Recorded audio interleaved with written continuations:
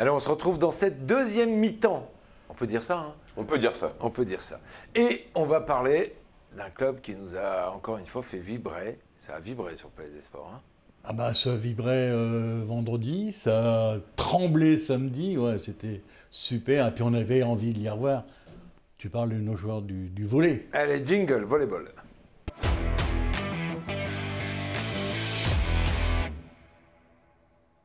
Bernard, fallait pas être en retard samedi soir au Palais des Sports. Bah nous on y était un petit peu hein, avec Baptiste, parce qu'avant on avait les filles qui jouaient au hand. C'est vrai qu'on est arrivé, il y avait déjà 2-0. Hein, mais on entendait l'ambiance dans le Palais des Sports et tout, quand on était en train de se garer. Non, super. 1h30 de jeu pour gagner 3-0. Formidable. Avec, pourtant, nous, c'est une nouvelle équipe. Les gars ne se connaissent pas trop. Mais franchement, chapeau à tous les joueurs. Une équipe très complémentaire telle qu'on a pu le voir, puisque chacun a été acteur de cette rencontre. Et ce que je vous propose, c'est tout de suite pour replonger en images. Et je vous propose de regarder un court résumé de cette très belle victoire de Saint-Quentin Volleyball face à Fréjus. Et voilà, nous retrouvons le plateau central pendant la présentation du président.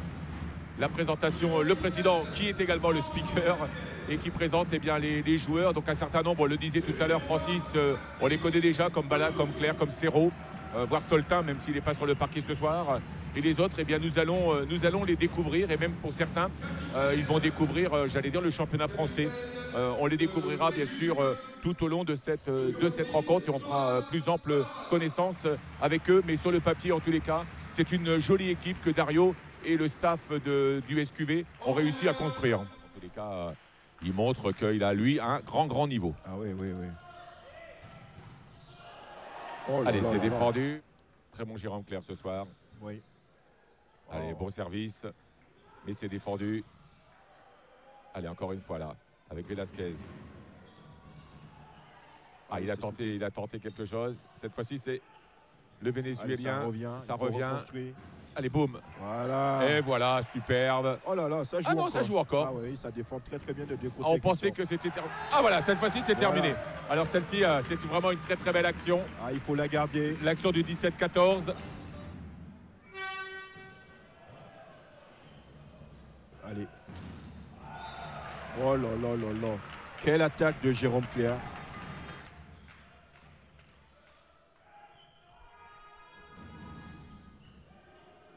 Allez, c'est défendu. Voilà. Oh Oh là.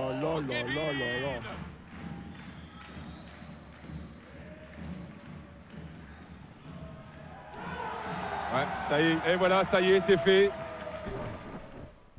Il y avait énormément de monde, hein.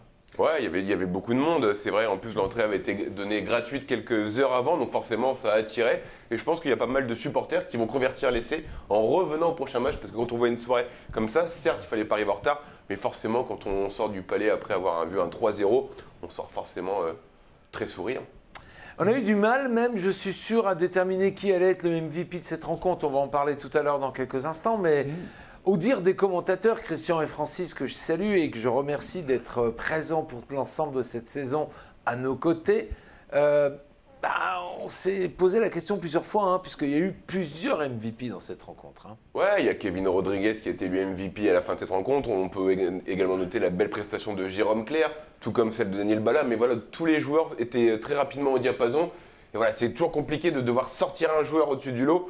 Mais voilà, ils ont choisi Kevin Rodriguez, mais ça aurait pu être... Il faut en choisir un, mais je pense que toute l'équipe est MVP pour moi. Voilà, et c'est à ça que je voulais venir, parce qu'on s'est rendu compte dans cette rencontre qu'il y avait vraiment une équipe très solidaire, très soudée. Ouais, complémentaire, tu l'as dit, solidaire également. Et voilà, même si Dario, en conférence de presse, dit qu'il manque un peu de solidarité quand on met un point, on se tape passer dans les bras. Voilà, il faut quand même dire que ça fait 2 mois simplement que cette équipe joue ensemble. Certains ne se connaissaient pas encore, ne se connaissent pas vraiment beaucoup, donc, mais c'est certain que la monnaie va prendre un moment, c'est obligé. Alors, sur chaque rencontre, on a l'habitude de partager avec vous des images. C'est d'ailleurs ce que l'on va faire aujourd'hui. Alors, on ne va pas faire de top 5 sur le volleyball, parce que ce n'est pas évident de faire un top 5 sur le volleyball. C'est un peu plus compliqué. Ouais, on a plutôt préféré mettre en avant une action. Donne-nous un peu le principe. Exactement, alors c'est l'action du match, comme on va l'appeler, c'est vraiment l'action marquante. Et Christian et Francis ont relevé une action, et pour moi c'est clairement l'action du match quand j'ai revu cette rencontre. Une grosse défense qui aboutit surtout sur un gros point, et forcément c'est un point qu'on a envie de partager avec eux, avec vous. Alors, soit vous étiez au match, vous les avez vus tout le match, dites-nous si cette action, c'est celle que vous auriez choisie vous. En tout cas, elle nous a vraiment, elle était percutante. Exactement. Et le public, je pense qu'il prend plaisir à regarder ce match. Ouais, bien sûr. Et vous aussi derrière vos écrans. Allez, il faut aller chercher. Voilà, là c'est défendu encore. Ouais, ça défend bien du côté de Fréjus là. Allez, encore une fois, toujours la défense, ils sont toujours. Ah là là Allez, là encore. là. Ah, on va. Quelle défense. Oh, c'est superbe. Magnifique ce qu'il a fait, Daniel.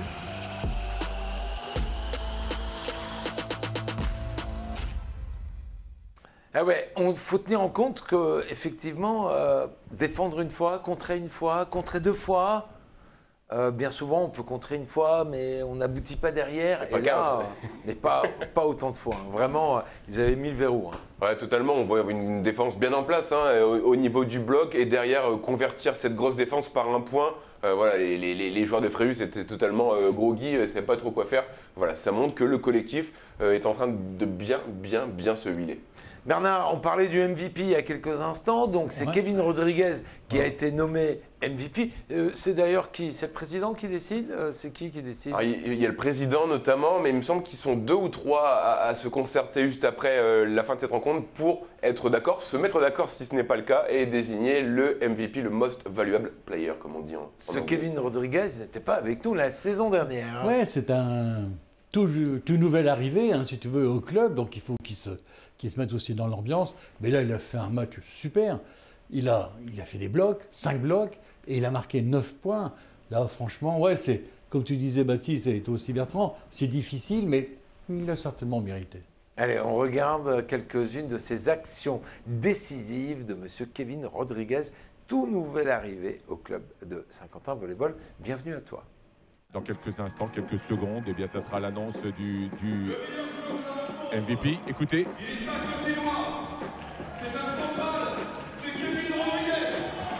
Kevin Rodriguez. Max Mourier avec ce passeur. Pour le moment, tout va bien. Allez, c'est maintenant qu'il faut faire la différence. Ouais, ça serait bien là. Ouais. Allez, boum, c'est touché.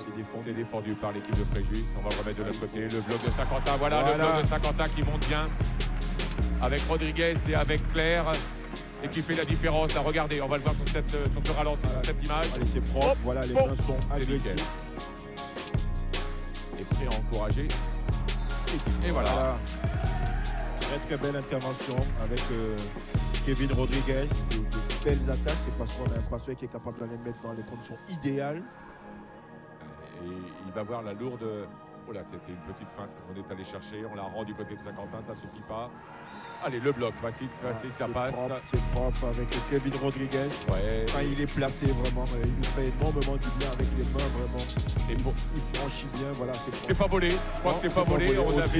On aurait eu du mal, et c'est vrai que Rodriguez a abattu un travail considérable. Mais Rodriguez a fait un excellent match. On aurait pu le remettre quasiment à toute l'équipe, hein, c'est clair. C'est sûr, c'est sûr. Une belle image, hein, on a envie de voir ça sur toute la saison. Hein. C'est ce que j'allais te dire, hein, quand on est dans le Palais des Sports, bon, on voit les contres et tout, mais là on voit le placement des mains pour justement que la balle retombe juste derrière le filet. Il n'y a qu'à la télé qu'on peut voir ça. Eh ben ouais, et tiens, j'en profite puisque tu en parles avant de retrouver Dario en conf de presse, de remercier l'ensemble des équipes, hein, puisqu'on est monté d'un cran en qualité, on est monté d'un cran en nombre d'images, on a fait de cadreurs, en tout cas, on a fait en sorte que vous puissiez vivre ces rencontres en étant en immersion complète dans le match et que vous puissiez passer un bon moment. Alors encore une fois, c'est pas parce qu'il y a les ralentis, les caméras sur le filet et l'ensemble des cadreurs qui sont présents chaque soir. Merci à Stéphane, merci à Michael, Mareva, Esteban, Kevin et moi-même qui sont mobilisés pour réaliser l'ensemble de ces matchs, plus nos commentateurs bien évidemment.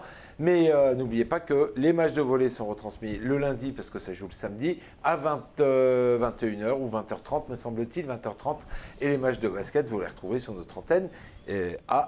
C'est le dimanche à partir de 16h. Allez, on revient au match et cette fois-ci c'est du côté de Dario qu'on va aller. On va aller dans la salle de conf de presse. Et Dario, après le match, il était satisfait, mais il en demande encore toujours un peu plus. Dario, c'est Dario, hein. On le connaît, il est exigeant. Coach, c'est un coach, hein. C'est plutôt ça. C'est exactement ça. Et il veut forcément à chaque fois se tirer le meilleur de ses joueurs.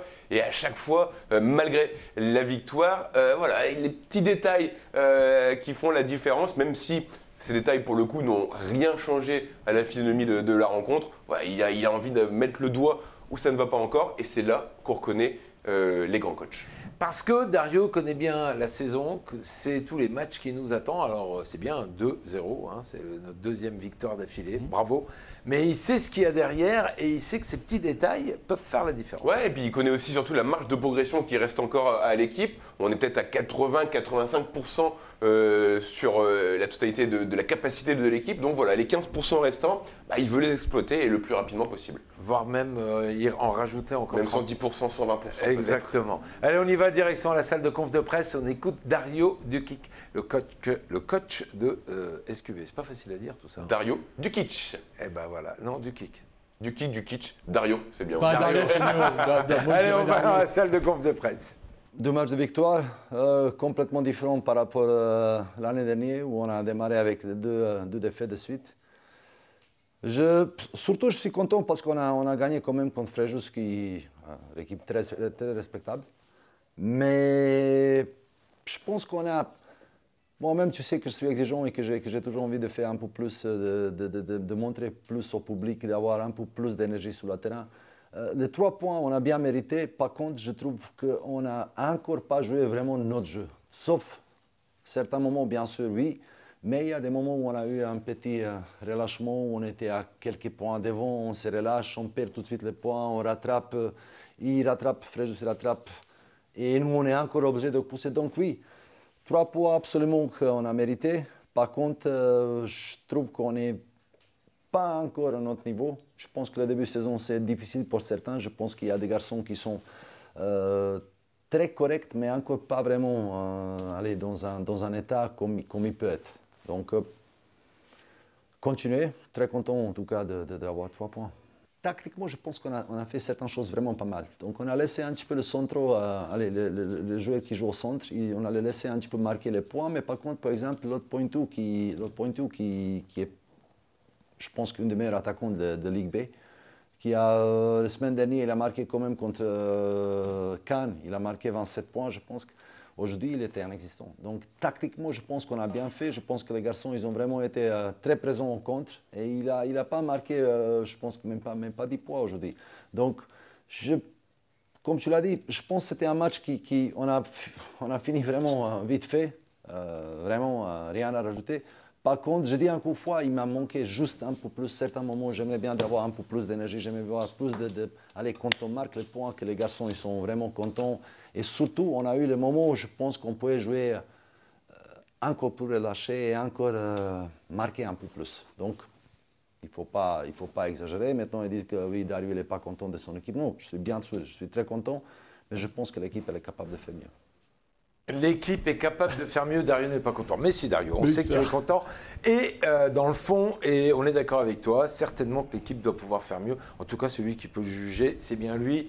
Et il est totalement légitime à le dire. En tout cas, on a pris beaucoup de plaisir à découvrir cette équipe de Saint-Quentin Volleyball à domicile. Et franchement, je me répète, il y avait un monde fou. Ouais, il y avait vraiment du monde. Et voilà, et c'est encourageant pour la suite de la saison. Les résultats sont là, les supporters sont au rendez-vous. Donc voilà, ça va n'aller que crescendo pour, on espère en fin de saison, remplir entièrement le Palais des Sports pour le SQV. Ce serait sympa. Surtout que moi je vais revenir sur jeudi soir, vendredi soir et samedi soir. Palais des Sports, c'était plein, il y avait du monde.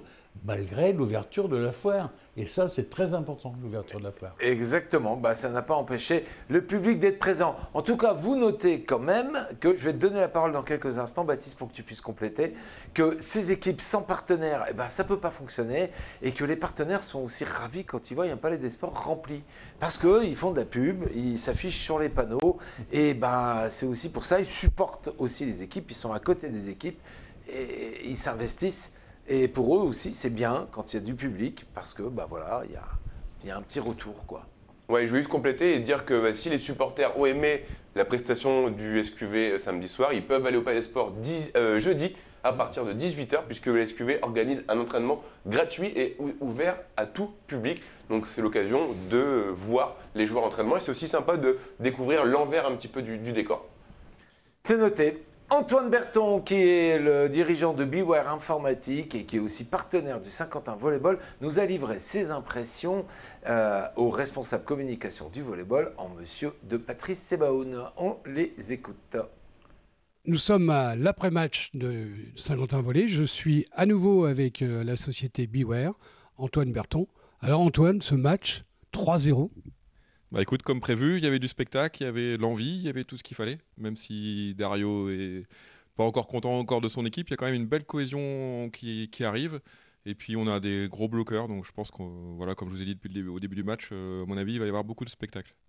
Moi, je suis stupéfait. Ces garçons-là ne se connaissaient pas il y a quelques semaines.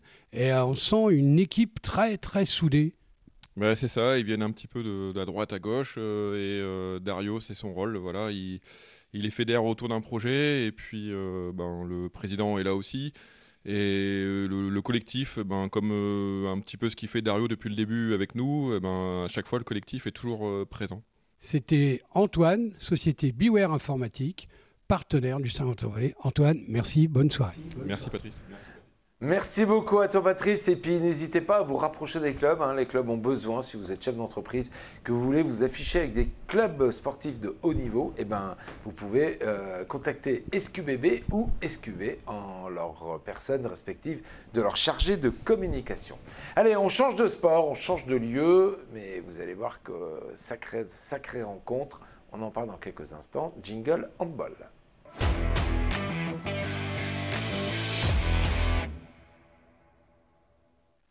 Bernard, il fallait bien que ça arrive, il fallait bien qu'il y ait un petit carton rouge ou en tout cas une mauvaise soirée et cette fois-ci c'est tombé sur le Saint-Quentin handball, mais on s'y attendait un peu quand même. Oui, parce que attention, Aubervilliers, c'est pas n'importe qui, c'est un club qui ça fait 5 années de suite qui sont en N2. Ouais, donc ils connaissent bien ce championnat. Ils ont failli monter en N1, mais à cause du Covid, ils n'ont pas pu monter. Donc un club d'expérience, un club qui jouait très très bien. Et puis, les filles se sont... Mais on a toujours été devant. On a eu un peu comme au basket, un petit temps mort, où là, on a pris des buts. Et après, on a remonté. Mais allez, on s'est incliné 23-26. C'est pas grave, parce qu'on a vu quand même une belle prestation de nos filles, de nos Saint-Quentinoises. C'est vrai que... D'ailleurs, Baptiste a fait de très très belles images. On va les voir après. On verra aussi l'entraîneur. Mais non, il ne faut pas. Et puis tu sais, pour apprécier une victoire, il faut perdre de temps en temps. Ouais, et puis c'est pas une grosse défaite quand même, ce que vous dites. Si elles étaient devant sur toute la soirée, nous on est au volley. Mais si elles étaient devant sur toute la soirée, ça s'est joué sur pas grand-chose. 26. Si on peut nuancer un petit peu ce revers, on peut dire que c'est une défaite avec les honneurs. 3 points, 3 buts d'écart, c'est quasi rien. Peut-être la faute à beaucoup de ballons perdus que les visiteuses ont su très rapidement concrétiser devant le but. Donc voilà, c'est pas... Le score reflète vraiment l'équilibre de cette rencontre entre ces deux équipes. Mais voilà, ça peut aussi permettre une défaite de remettre un petit peu les choses dans le contexte et rebondir et repartir de l'avant. Fallait que ça arrive, c'est arrivé. Il en fallait une dans la saison. Il en fallait une, exactement. Voilà, c'est peut-être la seule d'ailleurs. Comme ça, on tourne la page. Allez, tout de suite, je vous propose de découvrir le résumé de cette très belle rencontre.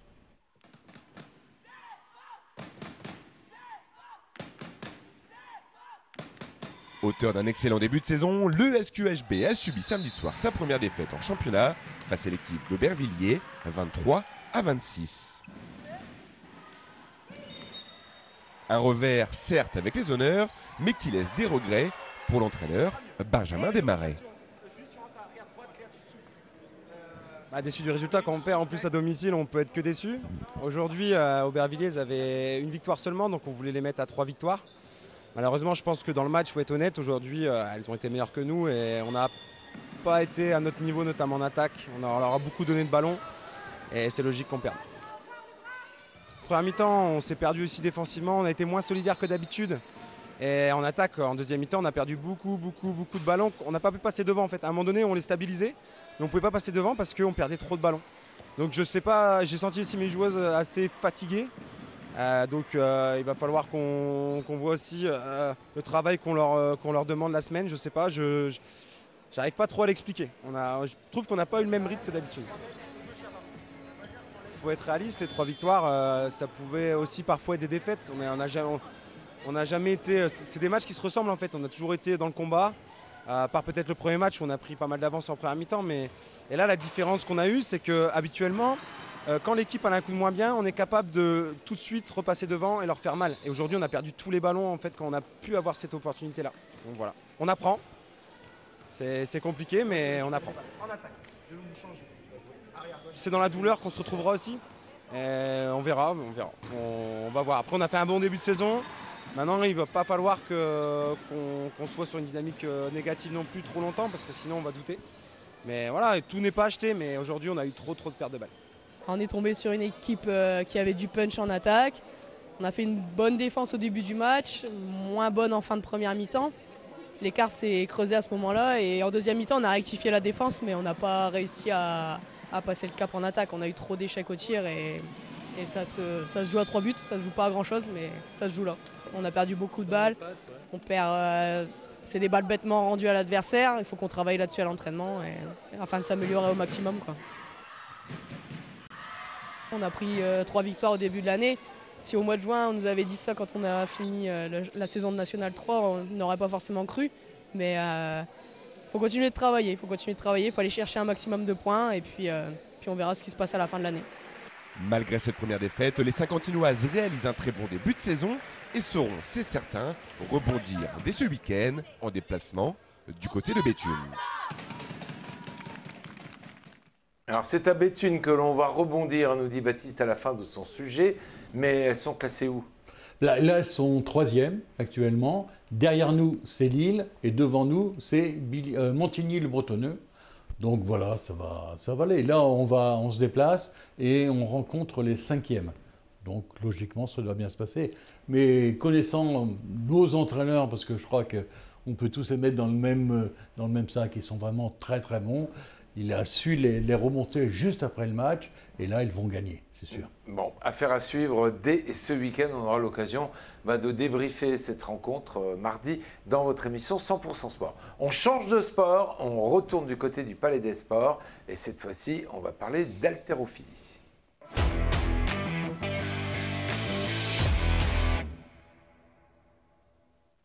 L'équipe N1 de la Vaillante Haltérophilie a retrouvé le championnat ce week-end, Baptiste. Exactement, les filles du président Philippe d'Europe qui sont descendues en fin de saison dernière à l'étage inférieur, c'est-à-dire la N1, et disputaient leur première triangulaire cette saison avec les équipes de Comines et de Istres. Malheureusement pour les Saint-Quentinoises, une absence, celle de Marine Delacour, et une blessure à l'épaule pour la Finlandaise Marianne Sarello. Donc c'était forcément compliqué pour espérer s'imposer. Eh bien, on va y aller du côté du Palais des Sports. Je vous propose de découvrir le sujet que tu nous as préparé.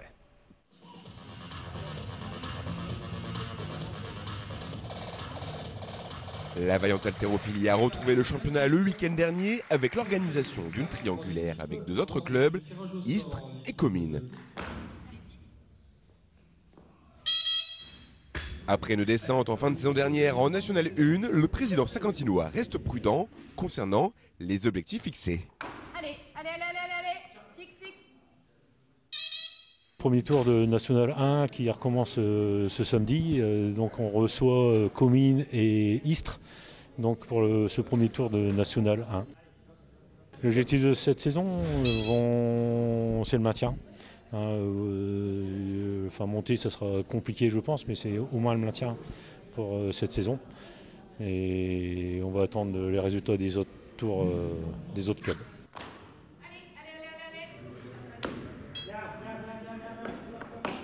En N1, on y est, c'est remonté en top 9. Ça fait partie des 9 meilleures équipes, on va dire, de France.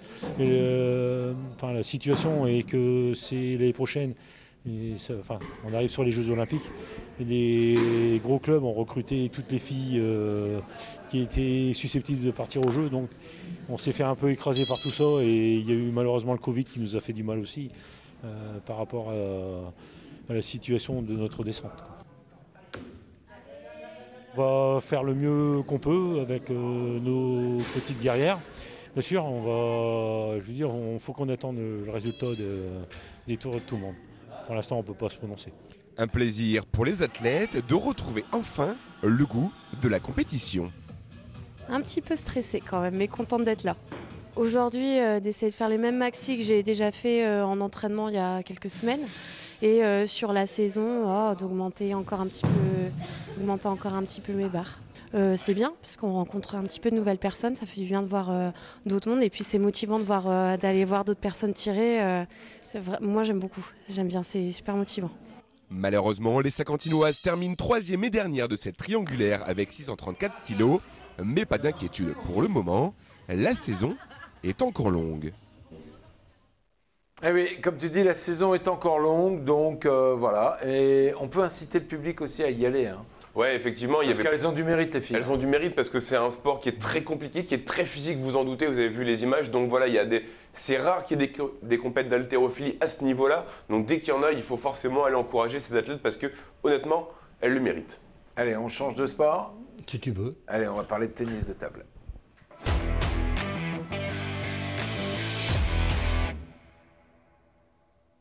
L'équipe première masculine du tennis de table de Saint-Quentin recevait ici les Moulineaux samedi après-midi. Exactement, après avoir découvert la Pro A femmes et la Pro B dames la semaine dernière, cette fois-ci on va faire connaissance avec l'équipe masculine, équipe première du TTSQ qui évolue également en National 1. Une rencontre qui était facile sur le papier pour les Saint-Quentinois puisqu'il y avait une absence et pas n'importe laquelle, celle du meilleur joueur adverse. Et ça s'est bien confirmé, les Saint-Quentinois sont largement imposés 8-4. Une belle victoire pour la confiance et pour l'objectif fixé par Eric Henman, le président. Il me semble que l'équipe féminine joue la semaine prochaine. Hein. Il joue exactement mardi 25 octobre à domicile. Me demande pas, j'ai oublié l'équipe adverse, mais ce sera mardi prochain ici à domicile à 19h. Allez, on regarde un résumé de cette rencontre. Samedi en fin d'après-midi, l'équipe fanion masculine du TTSQ évoluant en National 1 recevait le club d'ici les Moulineaux. Une formation saint-quentinoise composée en grande partie par des joueurs ici du Cru, une fierté forcément pour le club. La National Garçon, c'est la 3e division du tennis de table, donc il y a des joueurs de très haut niveau, c'est des semi-pros pour la plupart. Il y a souvent pas mal d'étrangers dans le championnat national 1. Là, il n'y en a pas ce soir. Donc, c'est franchement vraiment beau à voir jouer. C'est toujours un peu notre fierté au club. On a que des joueurs ou presque qui sont issus de la région. Région Hauts-de-France. Là, en l'occurrence, il y a un joueur issu du club, un qui est arrivé au club lorsqu'il était cadet, l'autre junior. Enfin, ce sont des joueurs très fidèles. Et puis en National 3, c'est également des joueurs du Cru. Et nous, on essaye de constituer des équipes pour accompagner le parcours des jeunes. On veut voir aucun joueur de la région quitter la région. Donc le club a toujours proposé les équipes pour les meilleurs de la région. C'est encore le cas ici. Une belle après-midi de tennis de table encore avec effectivement des jeunes formés au club qui évoluent au niveau national, au plus haut niveau national. Et c'est le cas en filles comme c'est le cas en garçons. Belle longévité. Et puis du 109, puisque Samuel Da Silva a rejoint l'équipe de N1 il y a 3-4 ans et maintenant il gagne des matchs, des victoires précieuses dans l'équipe. Au final, ce sont les Saint-Quentinois qui vont s'imposer sur le score de 8-4, une victoire essentielle pour cette équipe qui vise le maintien, un objectif fixé par le club. Baptiste, on va corriger. Le prochain match, c'est ce mardi. C'est mardi 18, dans une semaine. Ce sera face aux Alsaciennes de Schiltigheim. Pour l'équipe féminine. Pour l'équipe Pro Adam, l'équipe première du TTSQ. Alors tout de suite, je vous propose, pour être totalement complet dans cette édition, de découvrir notre page des autres résultats.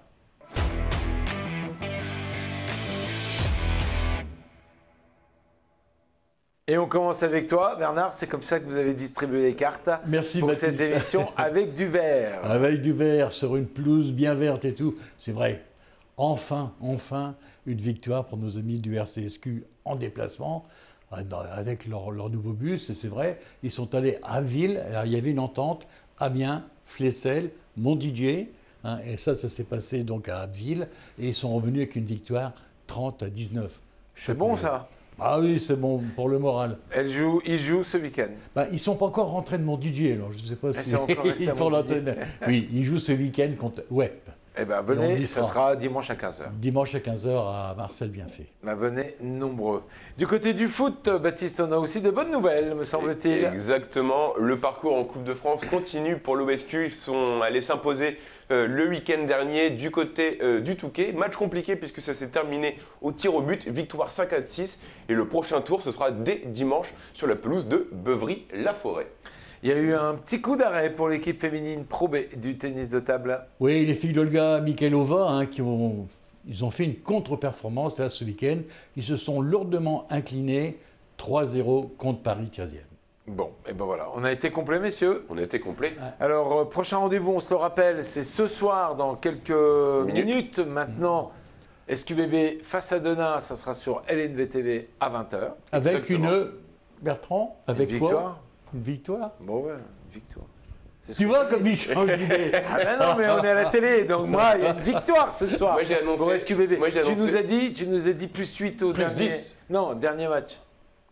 Dernière fois qu'SQBB a, j'ai dit plus a 8. rencontré Denain. Ah non, alors on s'était incliné à domicile il y a 15 jours de 8 points. De 8 points, voilà. Donc il y a une revanche à prendre. Donc plus 10 ce soir. Donc toi, t'as dit plus 10, c'est bien. Et, moi, je dis rien. Et on va... Tu dis rien, tu te mouilles pas, toi. Et on va les retrouver vendredi soir. Exactement, cette fois-ci, ce sera la Pro B. Le championnat commence enfin pour les hommes de Julien Mahé. Et quel morceau d'entrée pour le SQBB. On va affronter Vichy-Clermont, ceux qui nous ont éliminés en play-off l'année dernière. Là aussi, Bertrand, il y a une revanche à prendre et on sera forcément au rendez-vous. Ça va être une grosse soirée. Hein. La pastille haute, on l'aura. Si tu veux. Haute ou basse. En tout cas, elle va les rafraîchir. Allez, moi j'espère que vous avez passé un bon moment en notre compagnie. Et je vous donne rendez-vous demain pour la suite de nos aventures. Je vous laisse partir sur LNB TV pour découvrir cette rencontre de SQBB en déplacement à Denain. Et comment vous dites, un derby, ça ne se joue pas, mais... Un derby, ça ne se joue pas, ça se gagne. Eh bien, on va aller le gagner. Allez, messieurs, portez-vous bien. À vendredi pour débriefer le week-end, enfin, en tout cas, pour découvrir le week-end qui nous attend. Et puis, mardi prochain, ici, même heure, même endroit. Merci à tous les deux. Salut Bertrand. Bye bye.